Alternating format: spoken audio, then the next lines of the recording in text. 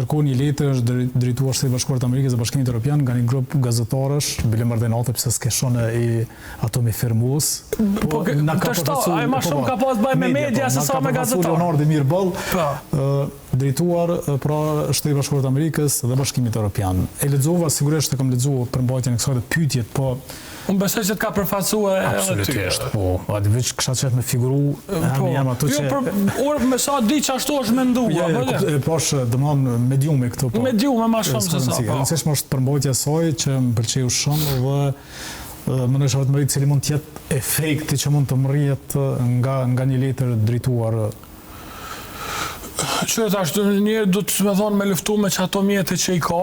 Ata gazetarët e në shkrumë që kanë mujtë me këtë qenë edhe qjerë, po ma shumë kanë qenë emra cilë të përgjatë tyre 4-5 viteve, jënë marrë në vazhdimësi me procesin atje, kanë zhvillu sigur edhe ti ke qenë vetë në Hagë, emisione, dokumentare, reportaje edhe ke përcjell nga afër. Edhe me që kem përcjell nga afër gjithë, nëse po thëmë prapë gjykon pa emocione, si gazetar, e ke pa që aty ka pa drejtësi të mëdha. Që po besoj unë tashmë janë të kuptueshme edhe për publikun e gjerë.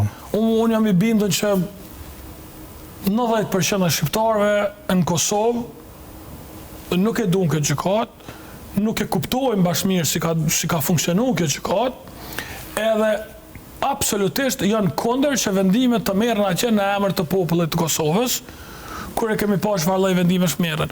Tashmë që jemi afër vendimit final, ka me të shumë pak me mundësi vazhdimi edhe 2 muaj deri te vendimi mbas e marrin, po jemi në momentet e fundit. Shqetësues se ka qenë tash jo veç prokuroria e cila merr ke prova të pafiltruar me Serbisë kryesisht e i prezantoi ka aty si fakte, fatmirësisht mbrojtja e rrezike,